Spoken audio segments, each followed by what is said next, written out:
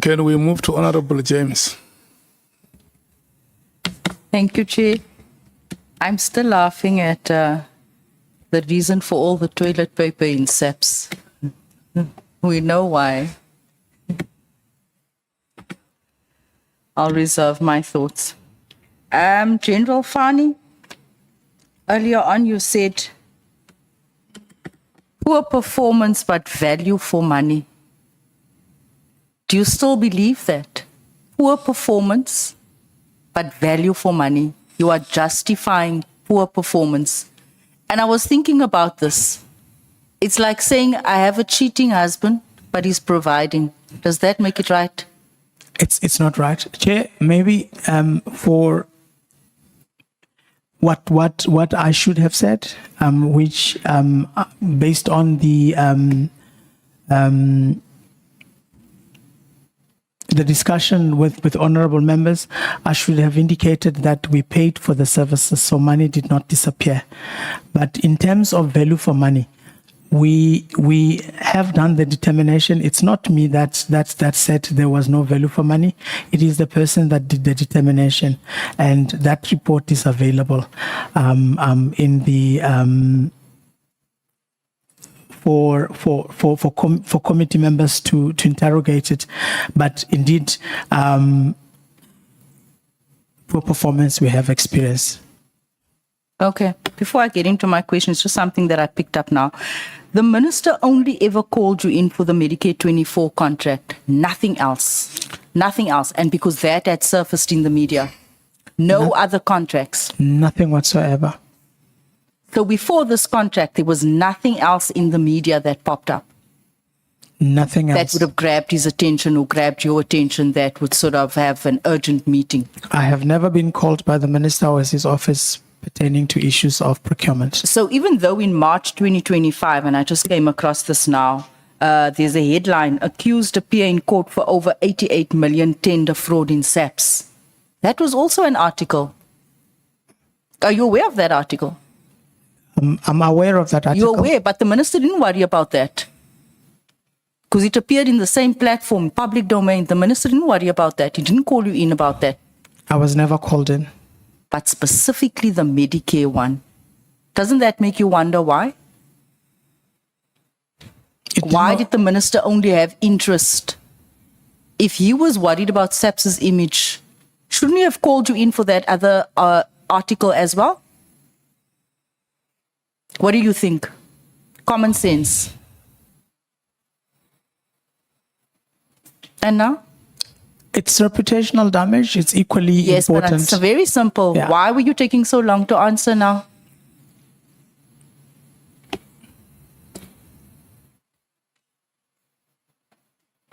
Should the minister not have called you in for anything else that surfaced in the public domain? What the practice that he has established to call us when there is anything of possible reputation, yes, he probably should have called us for this one. No, he didn't call us. Okay. General Fani, you have served as the Divisional Commissioner since August 22, right? Correct. Okay. In your witness statement, you state that during your time at SAPS, there have been no arrest for procurement corruption, which you say indicates that all audited and investigated tenders yielded no element of corruption.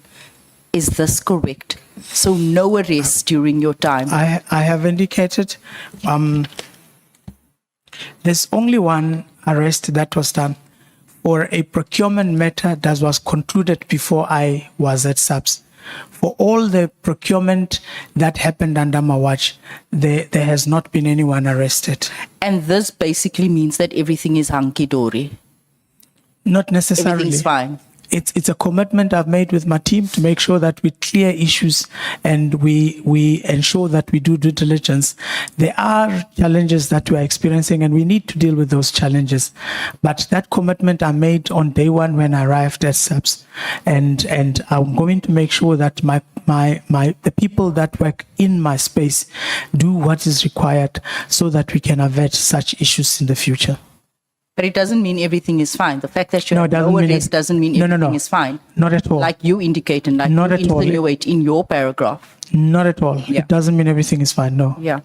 At the end of paragraph 75, you go on to say that you are aware that the audit findings in the audit reports remain a concern and should be eliminated. You also describe these so-called concerns and errors as unnecessary and unwelcomed.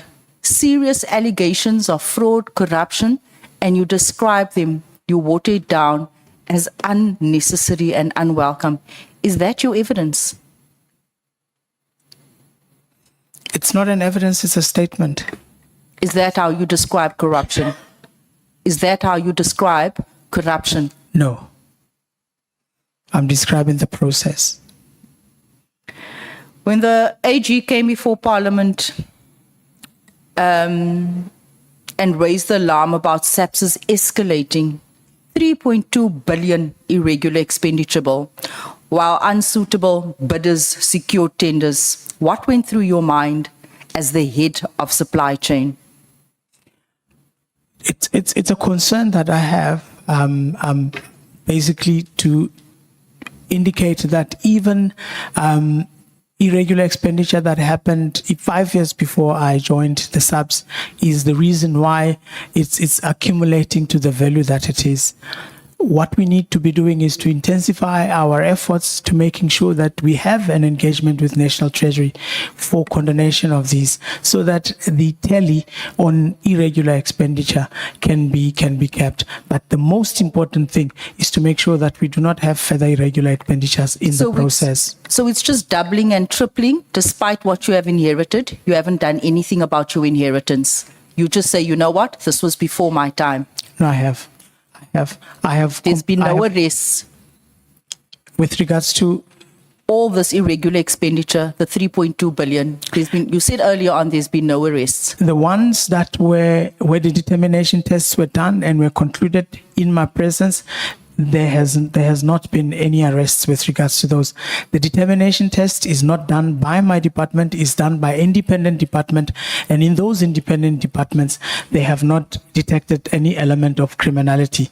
Should they have detected elements of criminality, they would have raised the necessary arrests with regards to that. One contract which was concluded and it was irregular, which was concluded before my time, is the one where the people ended up being arrested a couple of weeks back. I want to ask you also about the AG's material findings regarding awarded bids during the 2024-2025 financial year. Are you aware that the AG stated in her report to Parliament that SAPS has not implemented adequate internal controls to prevent irregular expenditure, and that this exposes the department to financial mismanagement and non-compliance? I think you answered this earlier on. I'm aware. You are aware. And what Yes. have you done about it? We have put in processes in place. I think in that committee, we have National Commissioner has indicated, we have processes in place that we're going to do. I had indicated earlier on that we have set in August and we have devised plans to make sure that there's no further irregular expenditure that happens in the process. Is one of those processes having a criminal check? It will, definitely. It will. You Yes. didn't have access to that prior to this. So the AG had to have findings, and only now you're going to utilize the tools that's at your disposal. There was no forward thinking. There was no being proactive prior to the Auditor General's findings. I think we were selective in the application of were that. selective. And we need to now subject all of them to that criminal check. And South Africans can trust you in this job.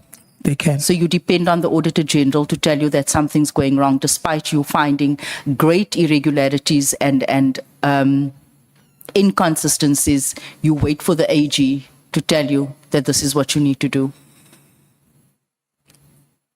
The AG reported on the irregular expenditure. We had already engaged in the process to make sure that we deal with the issues, and we have also engaged on the process to engage National Treasury for the condonation of those processes. And it is a process that we will finalize. And I think my team is working on that. I will follow up when I come back to make sure that all the condonation processes are concluded and that the processes we are putting in place now are going to bear fruits as we envisage that they would. Let's discuss specifics, right? And my throat is a bit sore today. I'm actually very lucky. Regarding the tender awarded to, I think it's Fani. Do you recall why the AG found the same bidders were unfairly disqualified and that functionality criteria were omitted? Remind me which The tender awarded to Rufani, I think it's 191939. The AG found that some of these bidders were unfairly disqualified. Have you ever had that? Where bidders were unfairly disqualified? It rings a bell. It rings a bell. Why were the bidders? Why do you think there's these scenarios? We are again at the issues of bid evaluation committee.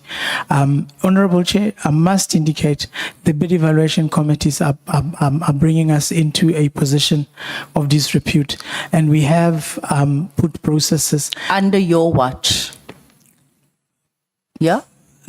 not necessarily under my watch. Yes, there has been one or two contracts under my watch, but most of them are historic in terms of their regularity.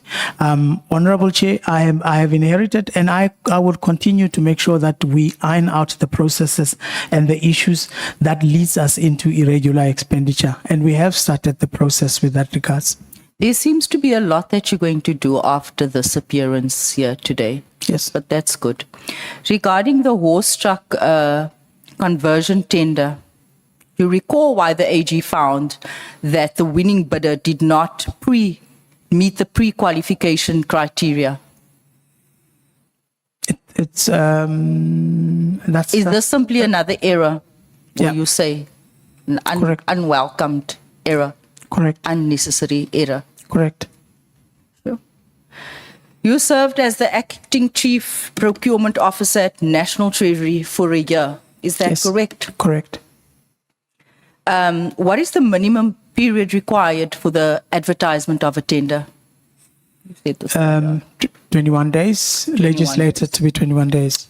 Regarding the Medicare 24 tender, right? The AG flagged that the tender awarded to Matlala was not advertised for the required 21 days. And this despite you being in National Treasury for over a year.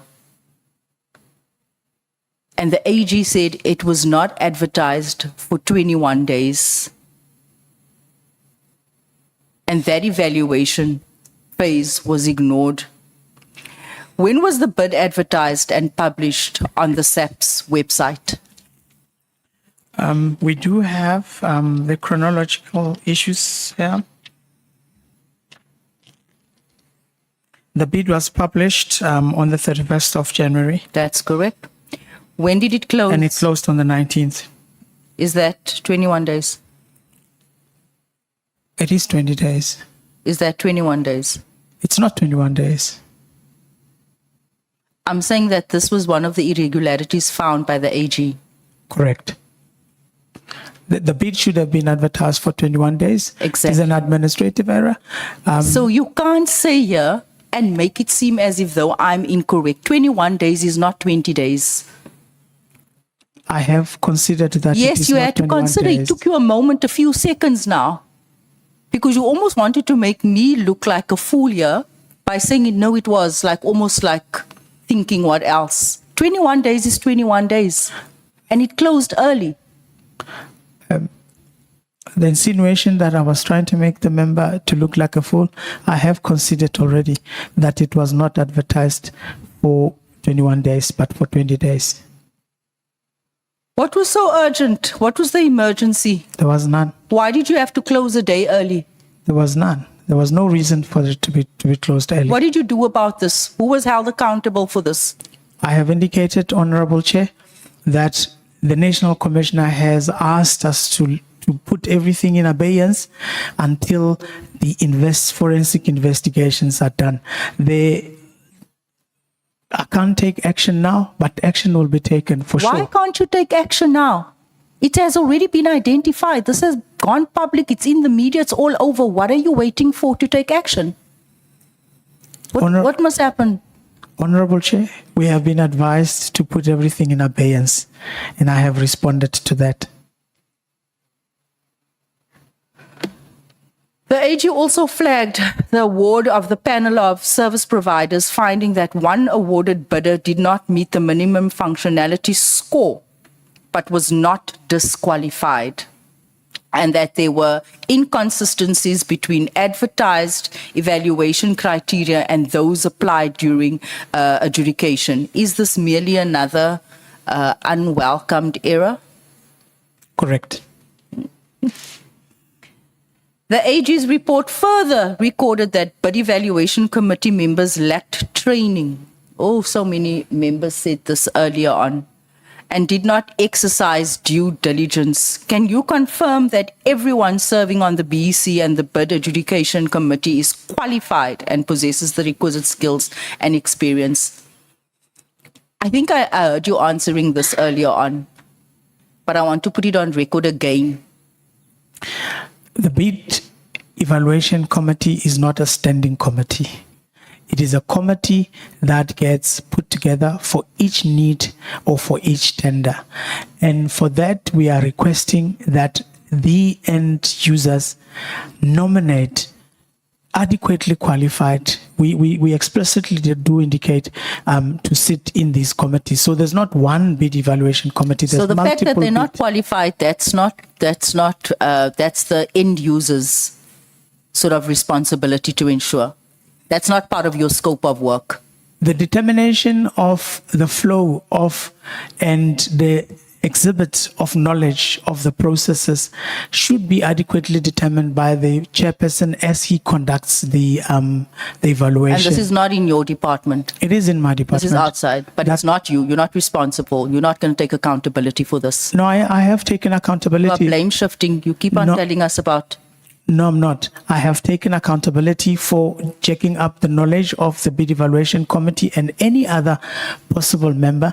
That's why I have contacted National Treasury, and National Treasury referred us to National School of Government, and we are engaging in making sure that everybody is checked up in terms of the bid evaluation committees. I put it to you today. Do you think that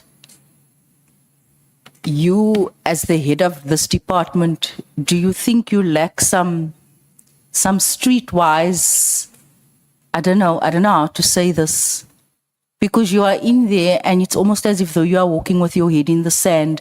Everything is going on around you and you continue as if though nothing is happening in that department and everything is fine. Honorable Chair, I need to fine-tune my processes and find out any additional processes that will close my blind My spots. final question. So do you accept institutional responsibility for repeated supply chain management failures since you have joined SAPS in August 2022? By virtue of my position, I would say it is my responsibility to make sure that there are no audit findings that pertain to procurement processes. And in instances where members of the bid adjudication, bid evaluation committee that has transgressed, knowingly or unknowingly, we deal with those matters as they are investigated. I cannot solely take responsibility for errors that are committed in my lives. I cannot take accountability for any errors that were criminal in nature, but I do take cognizance with regards to the gaps that exist in the process, and I need to close those gaps. Thank you, General. You have failed the accountability test. Thank you. Thank you, Honorable Chair. Are you passing a judgment, Honorable James? Then we call you Judge James. No, I'm not, Chair, but in accountability, it's never the General. There's so much happening in that department. It's actually sad. Okay. Who is the next speaker? We are now left with the last three speakers. Can I see the first speaker to raise a hand and I recognize him or her? You want to start, Honorable Shonga? Okay. Chief Whip, you understand. Thank you. Axolisa chief ngisabheke egoli chief and ngihamba ngebhasi angithi uyazi. Sawubona mfo.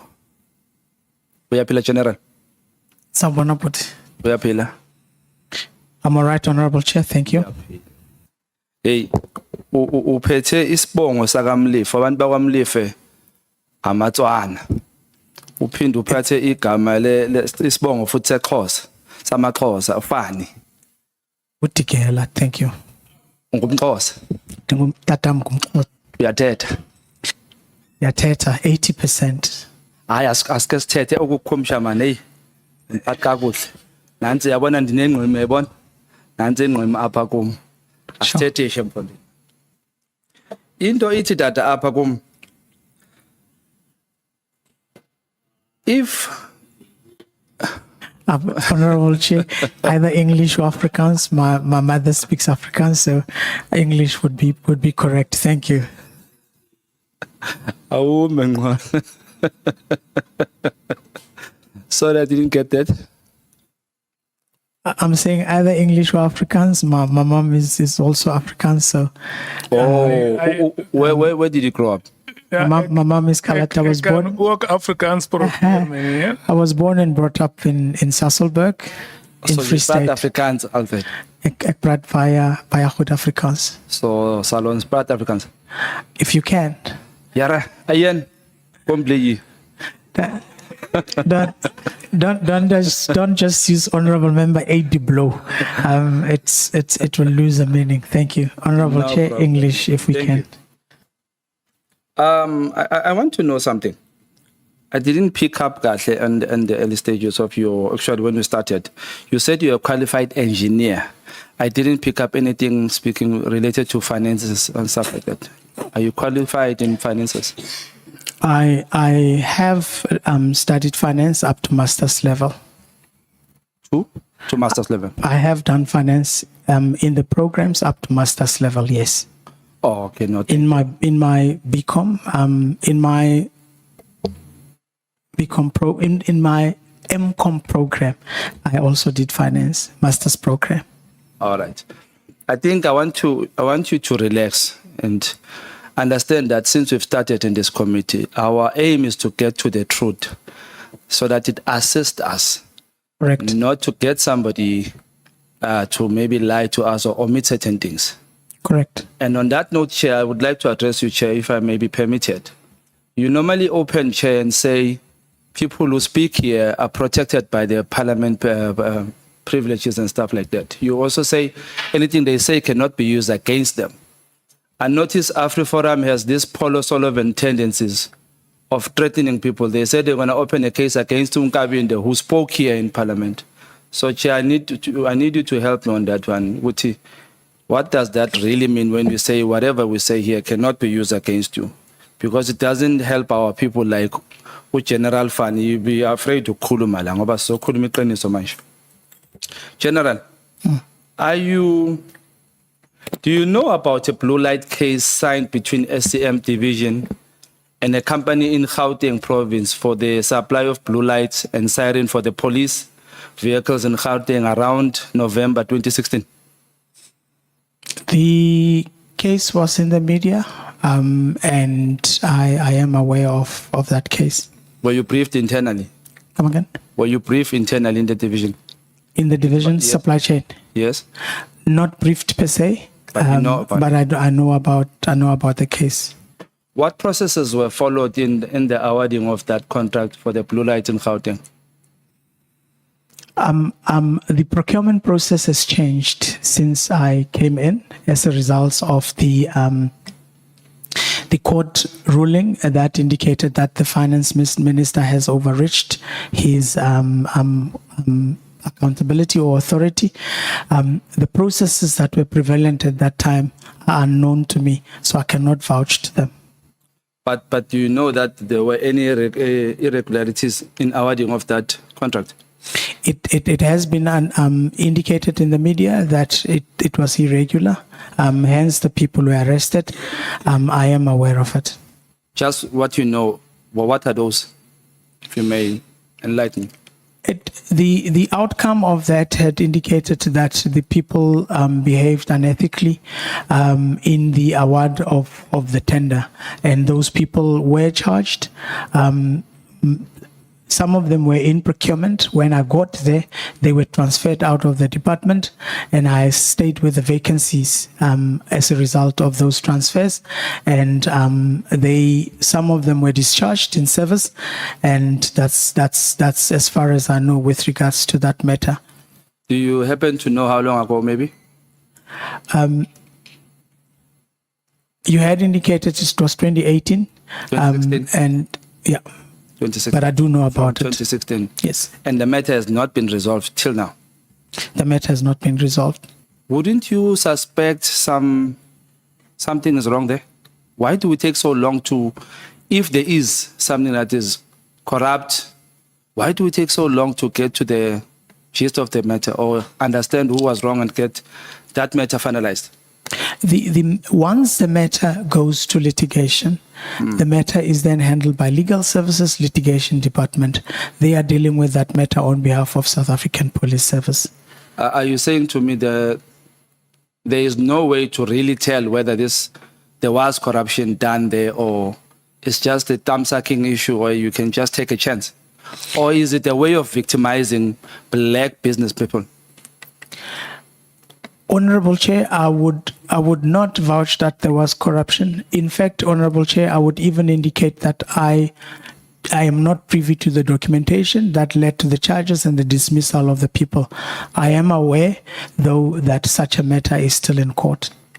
You know, this business person once complained that, in fact, it's a popular knowledge that regarding this case, there were no white or Indian or any race except for a black person who was targeted for this matter. And there were allegations that there was money being solicited from him in a way. For example, the two cases that Mr. Sissoko, the two dockets that Mr. Sissoko took when he was at IPIT, he still has them at IDEC, the two cases of that matter. Since I've told you about that matter, what are you going to do about it to help our black business people who are being targeted for having huge tenders? The requirement for making sure that the procurement process is fair and equitable rests with me. That's why I have indicated earlier on that if we knew at the time of the evaluation and adjudication that Kate Matlala's had controversial issues, we would have evaluated the tender and only subjected to legal services had he been the winner of the tender. So that on its own is to ensure that the procurement process is fair and that any irregularities we deal with in terms of the support that we get from legal services to make sure that the exclusion or the reason for deviation from awarding the Medicare 24 would have been justifiable. That is to ensure that the process is fair in terms of what we are doing. And I'm also making sure when we do the bid specifications and stuff that the issues of competition commission are put into the process so that we do not have specifications that run perpetually favoring one supplier. I have questioned a number of suppliers in the process, and I have ensured in the process that extension of suppliers nilly-willy is not happening in the South African Police Services as one way of making sure that there's fairness in the process. Okay. What is the role of the accounting officer in awarding this of such a contract? The accounting officer's responsibility is he has delegated his responsibility but he gets briefed. The briefing that I have with him when I go for my performance, I would bring a sheet that indicates these are the tenders that are awarded. These are the tenders where there were deviations. This is the information pertaining to the function of my portfolio in that. He would then take note of that. It in fact becomes portfolio of evidence for my performance to his office. Who signed this contract? The tender awards. Yes. I'm duly delegated to sign the contracts after the bid adjudication committee has approved the award of a tender. Was there any investigation on any irregularities of any sort of this matter? Of This matter, was there any investigation on the irregularities? For MediHealth specifically? No. This one, I'm to the blue light one, specific on the blue light. Was there any investigations? Yes. I would love to believe. I cannot vouch for that. It happened way before I came. You never followed on this matter? No, I never. But still in court now under your department, you know that? I'm saying it's still in court under your department right now, you know that, right? The matter is now with Legal Services, the litigation department, and not with me. So how would a commissioner be related to signing or being part of tenders? How do they link? If tenders are on your department or at your office, how do they link? Explain that to me. Which commissioner? National commissioner? Yeah, national commissioner. No, he doesn't. In this regard, Patlani, would you link how does it happen? If there is a... I have indicated, Honorable Chair, I'm not privy to the tender process let's that took talk in, place at the time. general, the current commissioner, if he was said to be involved in awarding tenders or something, where and how would they be linked? Do they have a role to play? The national commissioner, the national commissioner, if he had not delegated the award of the tender, he will get involved in the awarding of the contract, but he would have been advised or have received a report from bid adjudication committee that recommends and give him a report. But if he had delegated the responsibilities to the bid adjudication committee, he would have no role to play. Okay.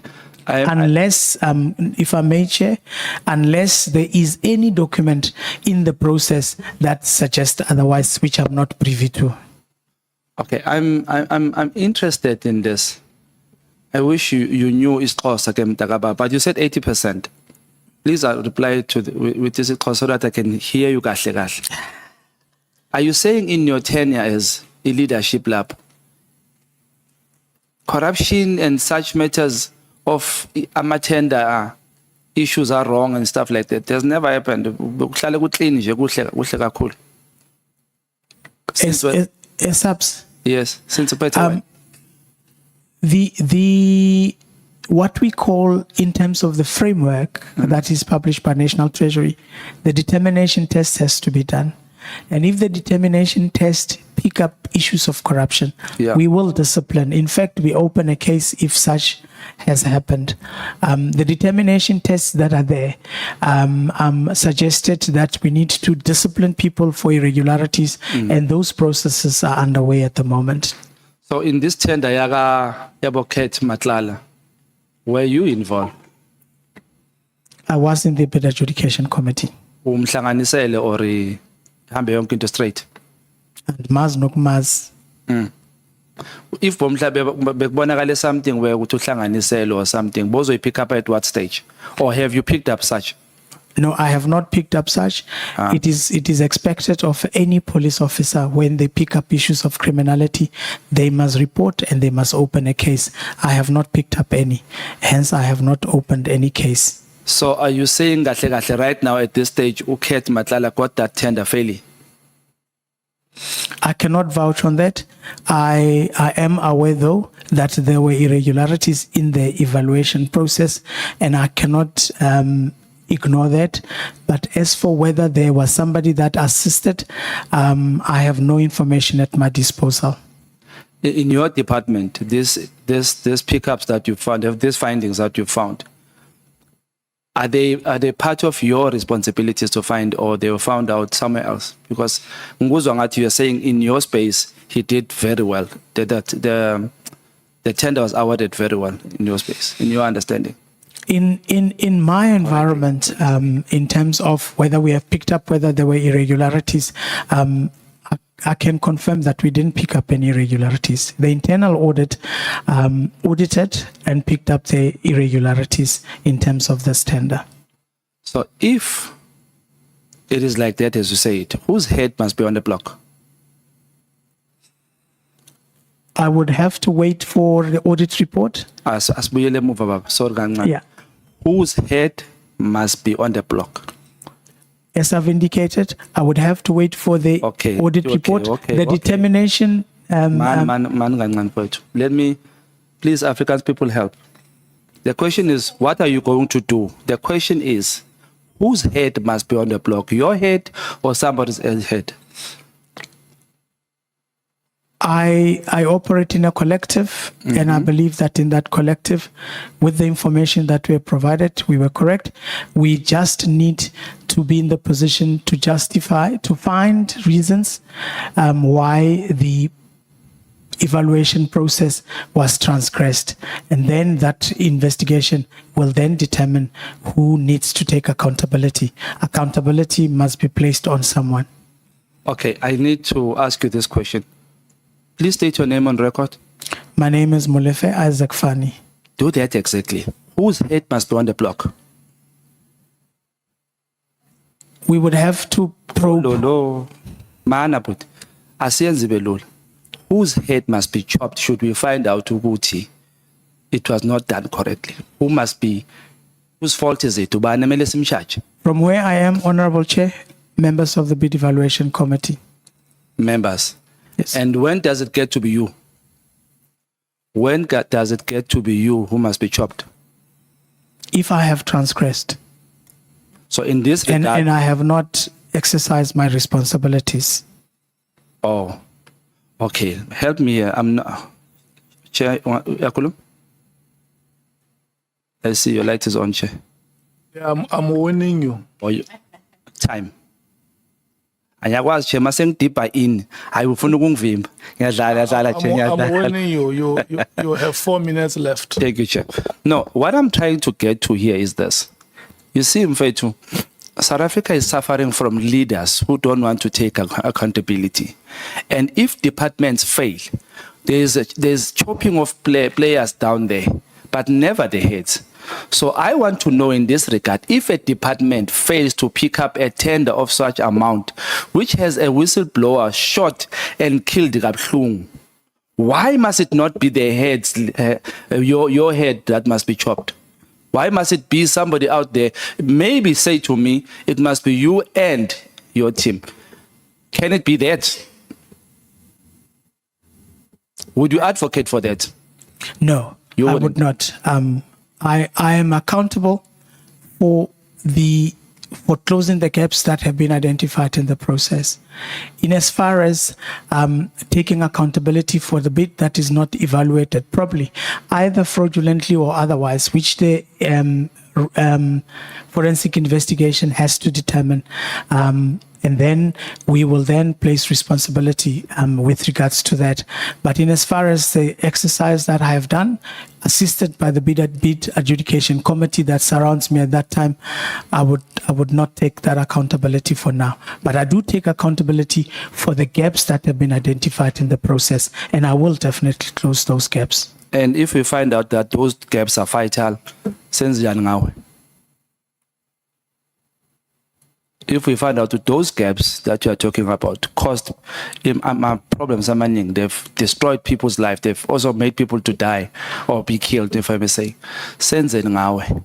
What must we do ngawe?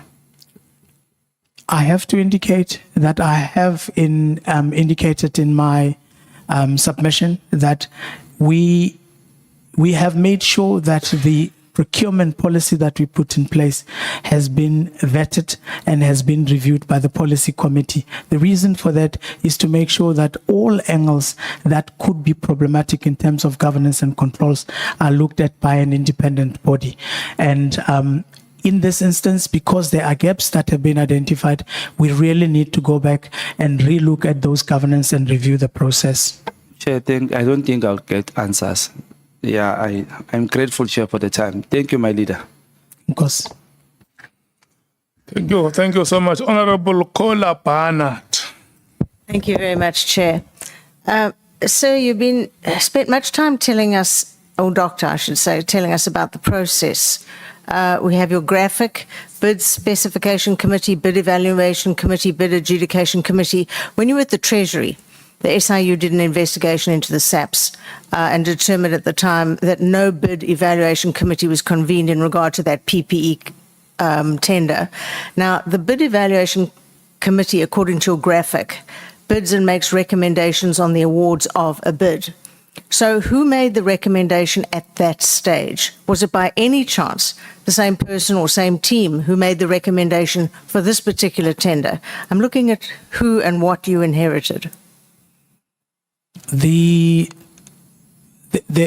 the documentation pertaining to this matter are out for investigation by the investigators.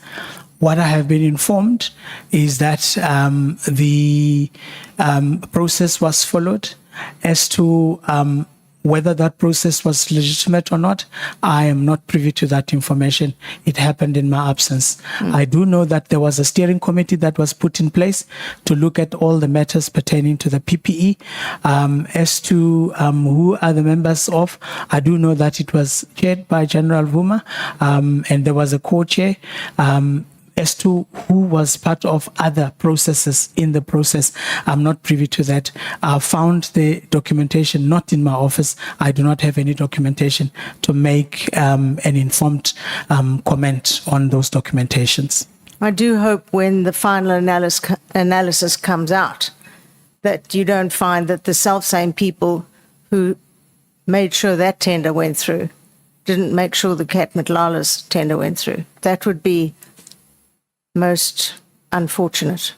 At that time, that particular corruption, that particular contract didn't go before the bid committee. Now, you knew that had happened when you came into the SAPs.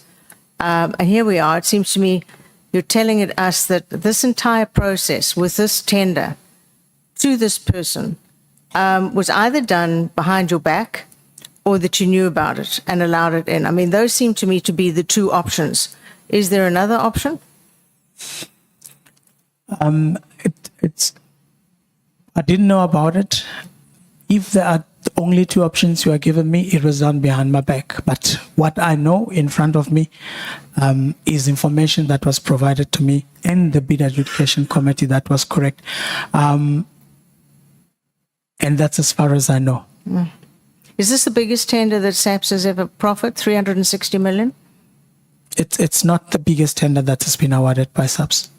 No. Okay, I've looked through a few of the others, and they're much smaller amounts. So I would have thought that this had been probably would have been starred by you as head of the division as something one would have paid particular attention to, but that seems not to have happened. I do agree with my colleagues in asking that surely a contract of this magnitude would have or should have been carefully monitored in terms of the regulations, and yet it just wasn't. No background checks, in fact, no checks at all. A 2-minute Google search by a civilian would have prevented us from the need to be here today. That's my belief. So is it, I know you keep saying you're not to blame, and it seems many other people are, but surely the accounting officer, General Masimola, should he be held to account? It's either him or you. Somebody has to be held to account for this massive bungle. Your thoughts on that? The National Commissioner has an ultimate accountability for procurement processes within the organization. And I think he has taken a lead to make sure that he comes to the bottom of this. And that's what he has started as a process to make sure that he takes accountability in terms of the PFMA responsibility that he has. Do the members of your division have regular lifestyle audits? I know you say that you had apparently had some secret lifestyle audit done on yourself. Do you know if the members, I mean, it seems obvious to me that anyone in the supply chain division. In any entity in the country, that's where the money's looted, in supply chain. And I've worked in many portfolios. That does seem to be the situation. Are your members, do they do lifestyle audits on them?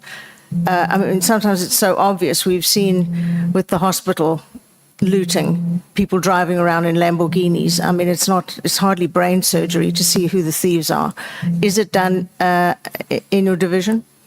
I'm not privy to such. I think the committee can request a written confirmation from the National Commissioner, and it should be in the I position. think you should be requesting that it's done. You're head of the division.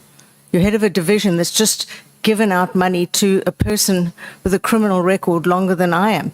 So surely that's something you, as the head of the division, should be asking for. I have made sure that the declarations and the making sure that they declare additional income out of the South African Police Service is done on annual basis, and I do get confirmation of that, and I do intercept that. I mean, I do interrogate that. I personally sign and give them permission if they want to do private work. And I do interrogate that. In instances where a person requests to do additional work for the services that they provide for subs, I do ask them in terms of how they're going to be able to do that, and I've declined some. And those are the two checks that I do.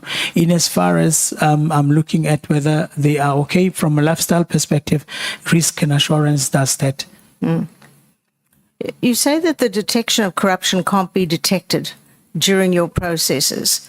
I'm wondering how that can be considered to be due diligence if it has such a glaring flaw, the system, or even the process. It seems you're trying to wash your hands of a massive case of crooked looting in your division, claiming you just couldn't have noticed. Now, I put it to you, this is a prime example of rubber stamping. I feel sure that the IDAC investigation will show what it's all about, but it just seems to me that you should have known what it was all about. You should have been there. You should have been able to stop it before it happened. Is that not your job as head of the division? It is my responsibility to make sure that the procurement processes in supply chain are seamless. I have indicated that where there is corruption that happens outside of the process, which leads to the process being flawed, I cannot detect that in the procurement process. That's why it is important that we have a technology that tracks every documentation that is submitted so that we can be in the position to check for the deviations, if anything at all. And I'm accounting, and I've already activated that process so that I can vouch that the documents that were submitted are indeed the documents that were used to evaluate the tenders. And that's what I'm hoping, that in the next financial year we will get allocation with regards to the technology that we need. I was listening to you earlier, and you say you'd set up a system. And in this day and age of state capture, following the Zondo Commission and just so many commissions revealing massive corruption, endemic corruption, frankly, you've only just now set up an entity to ensure that the audits are picking up anomalies. Surely, I mean, you've been there for 3 years. Has it taken you 3 years to come to the conclusion that there's a problem? Not necessarily. I think what I have also done was to make sure that we have appointments of people in key positions, and that we optimize our structure and we have segregation of duties. I have done that. I have implemented the structure fully. We are in the process of interviewing, of advertising and interviewing credible people that would come in that process. One of the weakest links I've got is that in the procurement environment, I've had the component head acting since I got into subs. I have had the section, there were attempts to fill the positions with no success, and we are working into that, and we are making sure that that is concluded. Hopefully before the end of this year, we would have that concluded. You know, you've had the job for 3 years, and with your massive CV, especially in the Treasury, some of the steps I believe you failed at must have been really red flags to you, surely when you worked in the Treasury. I mean, it's inconceivable that you missed the red flags. And surely there were specific red flags highlighted at the Treasury or any of your other former positions from which you were headhunted. It's almost inconceivable to me that you missed what any civilian would have picked up in about 5 minutes.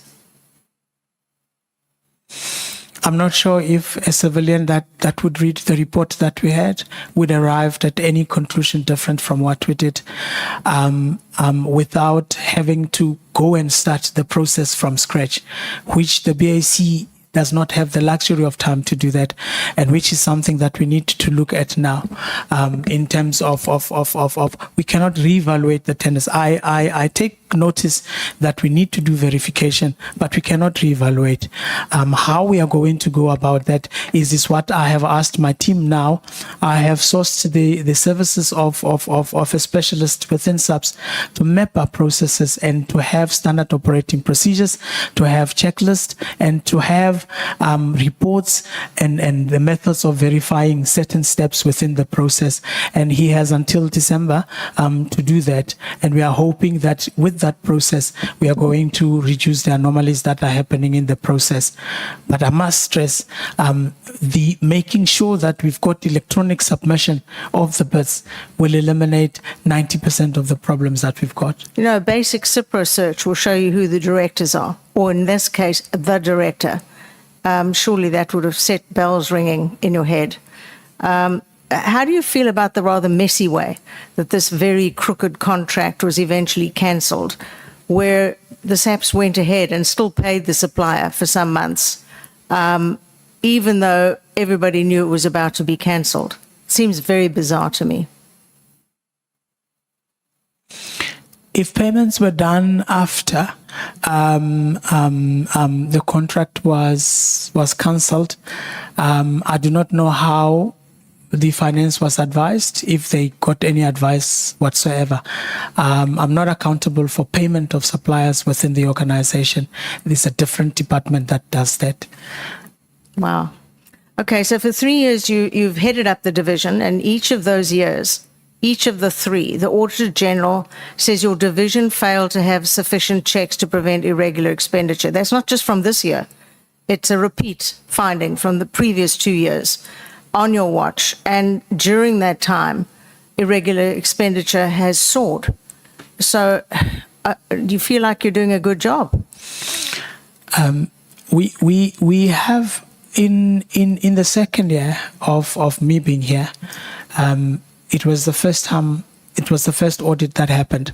We put together a comprehensive checklist that must be complied with in order for us to be able to verify and be in the position to identify some of the things that happened. We implemented it, but it seems like the checklist has not, and any other endeavors that we put in place, specifically ensuring that the section head and the component head review and give analysis with regards to that, has not given us any assurance that we will not have repeat audit findings. I took initiative when that happened in the second year, which is this year, and in August I put my team together and I made sure that the team come up with tangible processes and systems that will be in the position to assist us. We have a comprehensive actions with regards to what needs to happen. On my return in January, we will review what has been done already, and we will make sure that we implement those. I'm quite sure you'll be called before the Police Portfolio Committee to speak to a specific timeline to implement the recommendations that you come up with, because civilians out there, they've seen the Tembisa looting, that people are driving Lamborghinis while patients die in their beds with zero equipment, zero medication, zero anything.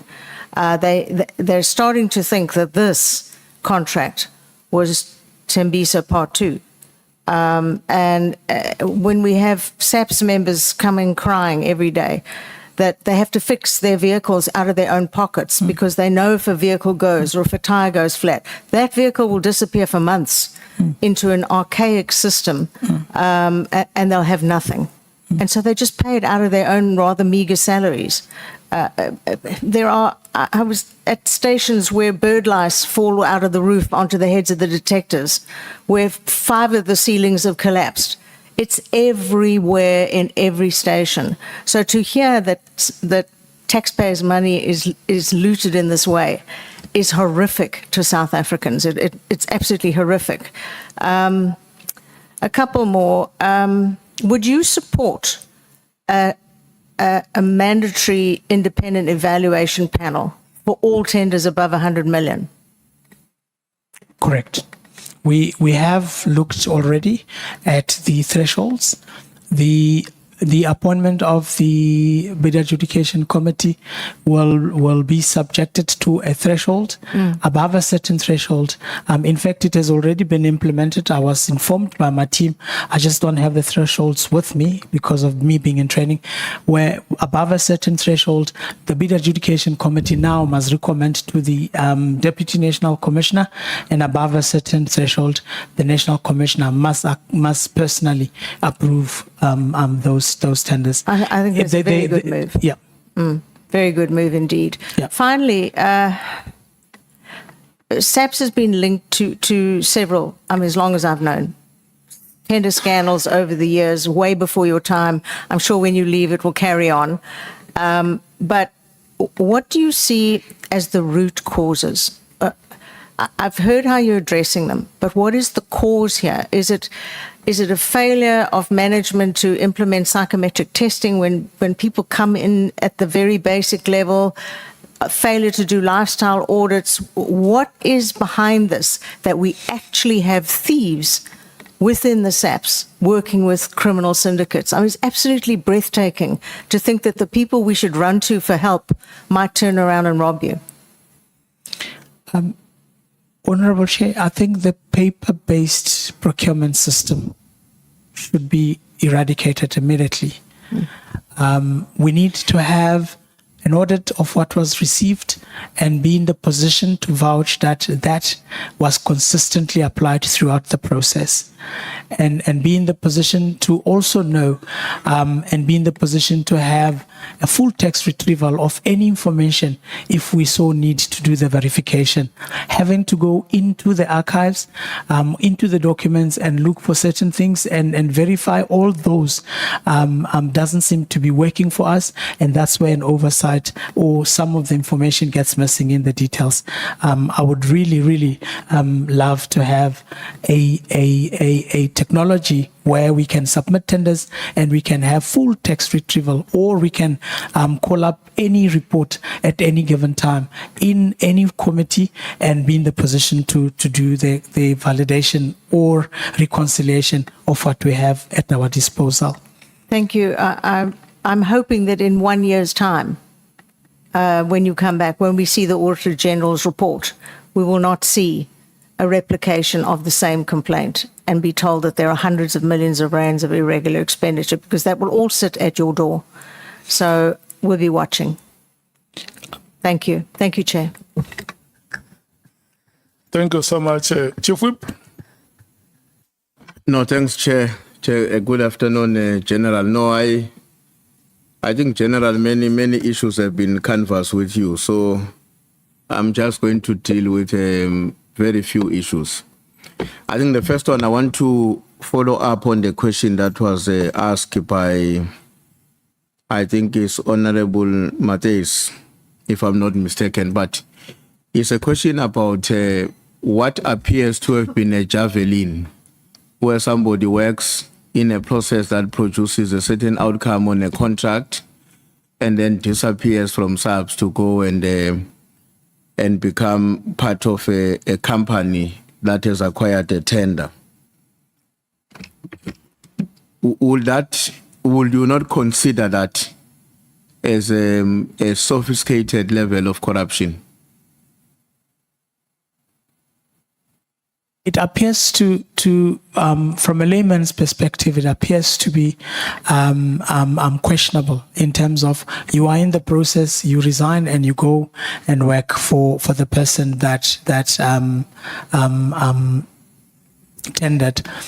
But it would require, it is a red flag, it would require to be probed, and we need to get to the bottom of that and make sure that if there is any malpractices in terms of that move, then it is dealt with accordingly.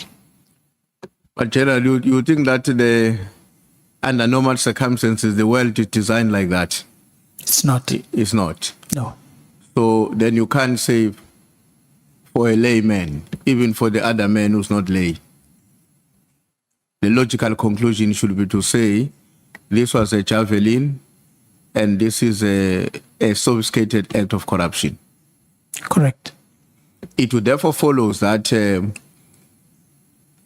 the process of the awarding this tender, it's justified to conclude that at least we have one example, there may be others not yet confirmed, that there were people who engaged in the process with a criminal intent. It appears correct. Okay. Now, the second issue I want to follow up on is the one by, maybe before I follow up on that issue, I think it's on paragraph 64 of your main statement, where you are making references, maybe let me go there with you, where you are making references to the fact that 64, the procurement component head is responsible for retaining all that paragraph. You see that paragraph, General? And then your next sentence there says, I cannot personally vouch for missing documents as I rely on the integrity of the process and the report signed by those directly involved. You see that paragraph? Have you ever asked this procurement person a question about this matter? Have you ever asked this person, him or he, what happened to them? What is your own view about the missing document? Notwithstanding the fact that, as you indicated, the National Commissioner has sanctioned an investigation on the matter, but have you ever asked a question? Because it would seem to me that naturally, as a chair of the BAC, and something like that occurs, and there is someone that should have been more responsible in that I would have asked a question. The issue of documentation management is a concern. And that's why I have indicated, Honorable Chair, that we need to have a technology that assists us with electronic submission. It will completely eliminate the issue of documents that go missing when they have to be audited. It becomes questionable if the document was there and all of a sudden the document is no longer there in the process. And because it is a paper-based system, it becomes very difficult for me to manage document management. We do have document management center where all the documents are supposed to be archived, but from time to time we do get documents that are missing. And I therefore require that I have an electronic system to be in the position to do that. And that is something that I'm going to push very hard with our technology management services to ensure that that system gets implemented. It is about time we do. I agree with you on that, General, but you still haven't answered the question. The question is, did you ask this procurement head, after having known, whether yesterday, today, or 2 days ago, a month ago, when it has come to your attention that indeed certain documents were missing on a process that this procurement head has a responsibility as a leader in that area? Did you ever ask that person? Not the person on individually. I have asked the whole team and I have ensured that the whole team understand. That's why it's critically important for us to be in the position to ensure that we have a standard operating procedure that tells us exactly how to manage the documents, how to archive the documents, and who's responsible for what documentation. And those documents are being developed at the current moment. How did you ask the whole team? In what way did you ask the whole team? Did you write to them? Did you call them into a meeting? How did you ask the whole team? We've had a discussion about documentation management in my management team. I sit with my management team.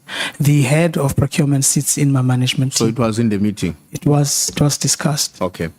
The follow-up question is, well, when Honorable Cameron was asking you about security checks, in your answer, you said, and I noted, that in some circumstances, security check does get done. What could be those circumstances? I've made an example that we would not allow anybody to operate on an IT system if they have not been checked, because we need to ensure that we do not allow anybody to get into our system and interfere with our system if they are not checked. So basically, it's only in the IT system where such is happening. It's not anywhere else. It's what I know that the checks were done on. In other environment, it is the prerogative of the end user to ensure if they their risk profile for that contract or service is of a nature that they need to do that check, they do that, I presume. Do you appreciate the significance of being a chair of a committee? Let me just give an example before you answer. We are members of the ad hoc committee of Parliament. We were chosen by Parliament to be who we are. And then we elected the chair of the ad hoc committee. In your own opinion, do you think that the chair enjoys the same level of authority as individual members of the committees are? And maybe let me add and say, in circumstances where the committee veers off of its mandate or responsibility, and therefore accountability has to be enforced, do you think that while we may be collectively responsible for that as members, but the chair would not have an additional responsibility? The appointment letter of the members of the committee places responsibility on each member of the committee equally, except that I have an additional point where I must chair, and the deputy chair has an additional responsibility to deputize. But it does not take away the fact that I need to ensure, as the chairperson of the committee, that I share the meeting in such a way that the award of the tender is, or the adjudication of the tender has been done in a manner that is diligent for us to be to take accountability and to be proud of the results of what we have adjudicated. So in a sense, you confirm that, or you agree with my understanding that the chair, by virtue of being the chair, has added responsibilities. The appointment letter, I need to state it in this manner. The appointment and the rights I have is exactly the same rights as any bid adjudication committee member. My virtue of being the bid chairperson of the bid adjudication committee places me on making sure that governance issues and making sure that what is put at our disposal is then in a state or in a manner in which the adjudication process would flow, and that adjudication of the tenders is done correctly. That is my, in a way, I would say that then places me above everybody else to ensure that all those processes are done correctly. It's by virtue of my appointment as the chairperson, but more specifically, my appointment as a divisional commissioner. Okay. So which means that in terms of accountability, because you talked about responsibilities that you said members of the committee enjoys the same level of responsibility, but I would imagine that beyond responsibility also comes the question of authority. As the chair, yes. And accountability. Correct. So in essence, the chair of the committee should be more, is expected to be more, to have added responsibilities, which include additional responsibility for accountability as compared to ordinary members of a committee. Chair, I would more go along with the issue that accountability is equal for members of the bid adjudication committee, but I have authority by virtue of being the chair, as the honourable member has said. But you remember that you are exercising your responsibility in this context, both in terms of your substantive role in SAPS, Correct? as well as the assignment given to you by the National Commissioner to Correct. chair the BAC. Correct. Why do you think that does not distinguish you from other members in terms of authority and accountability?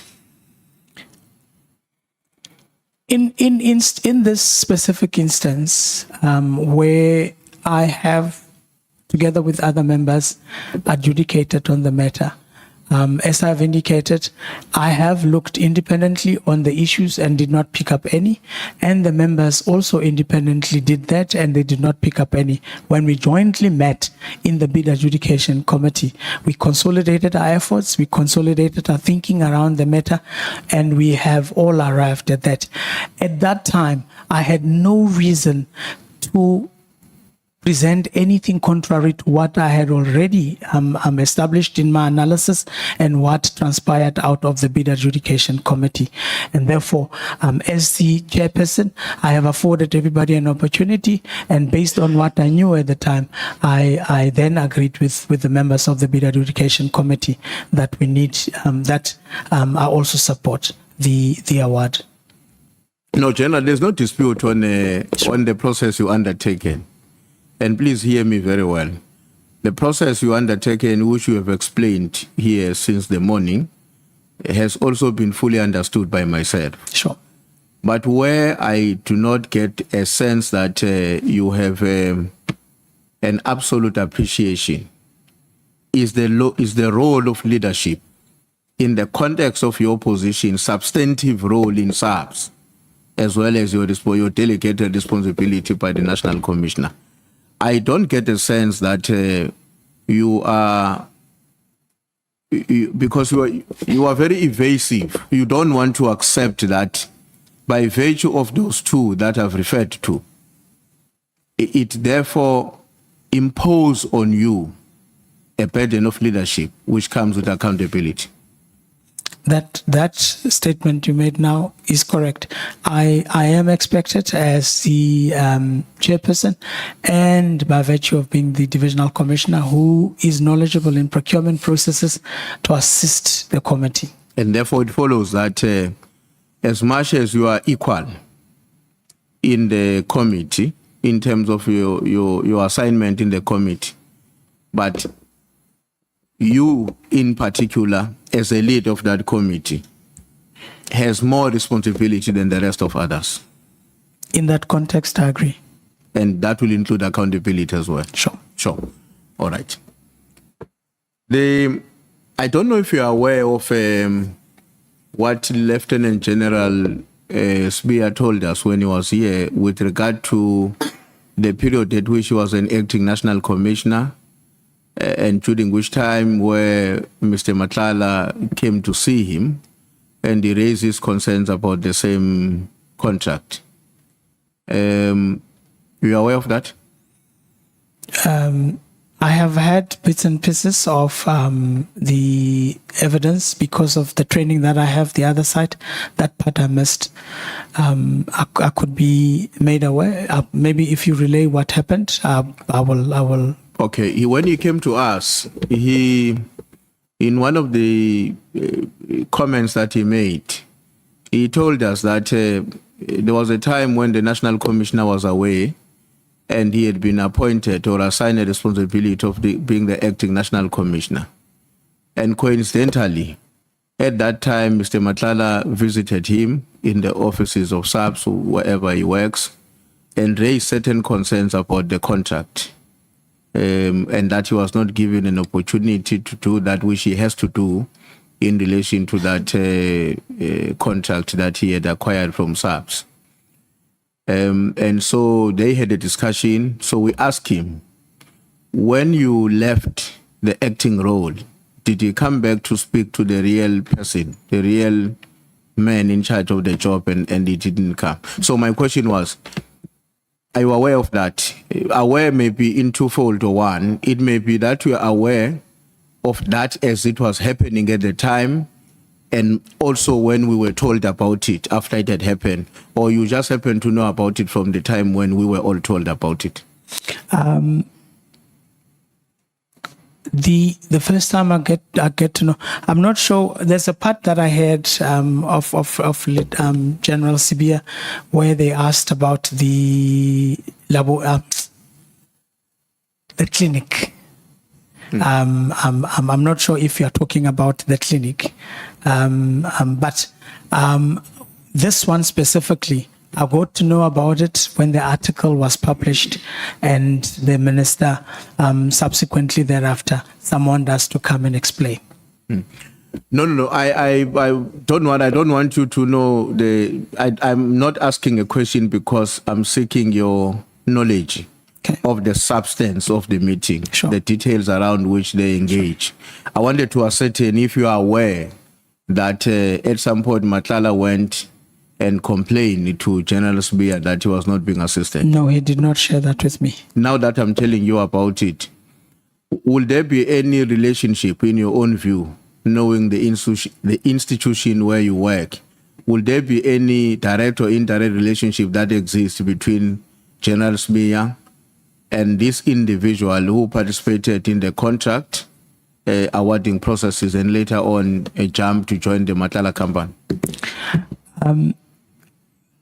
Look, what should have happened under normal circumstances, the procurement manager gets activated when the supplier is disgruntled about a procurement process.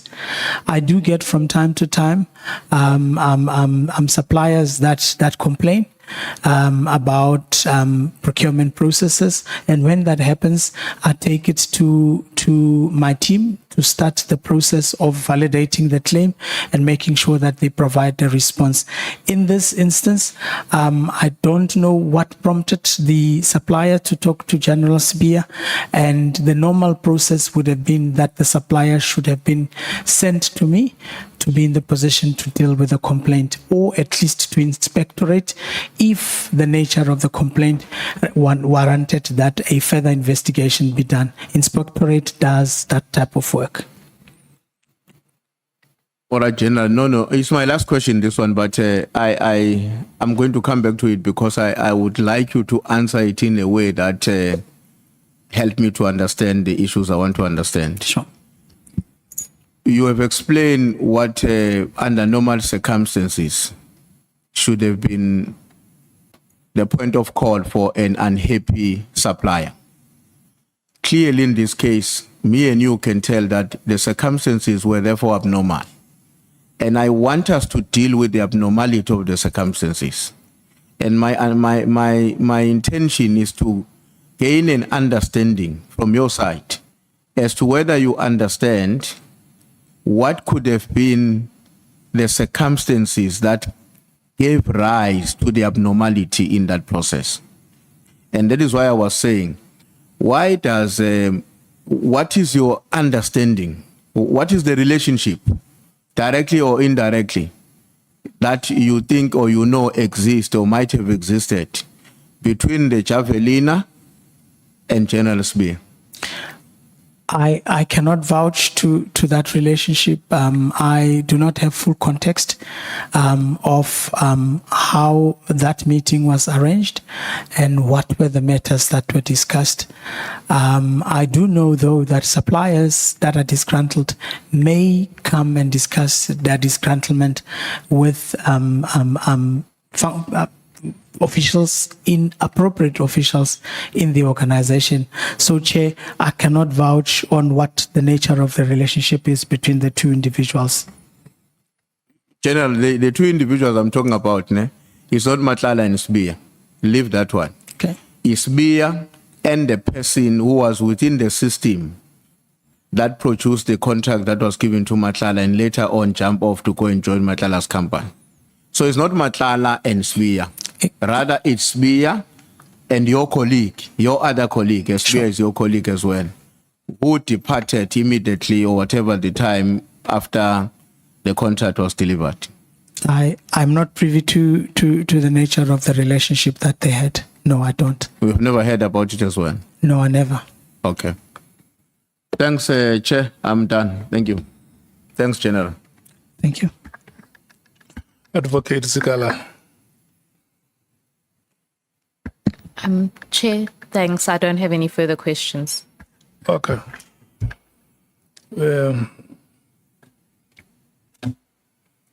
Honorable members, I want to thank you so much.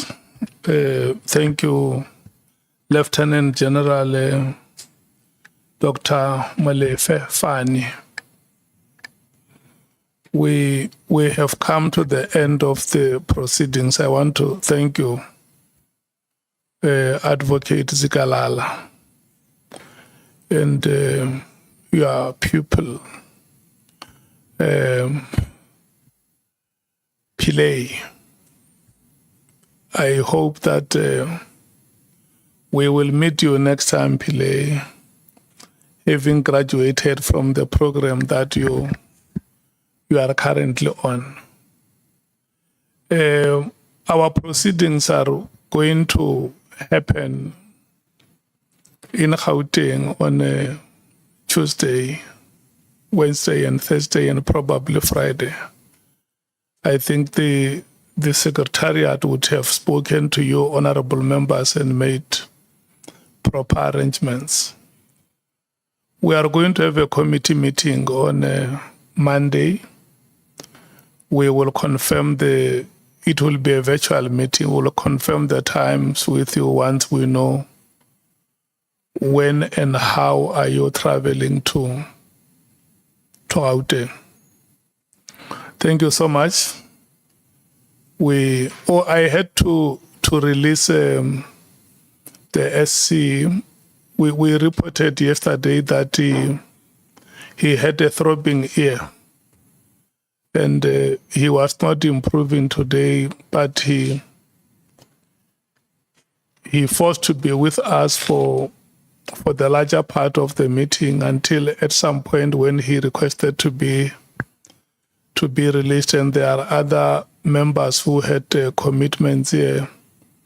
Honorable Skosana, Honorable Breitenbach, Honorable Nomvalo, who requested to be released before we could conclude today's proceedings. So we have come to an end. I know it is something unusual to you, but yeah, I'm going to persuade you to stand up, and there is nothing more I can do from this table. I must just persuade you to stand up and leave, because we no longer have further items. Thank you.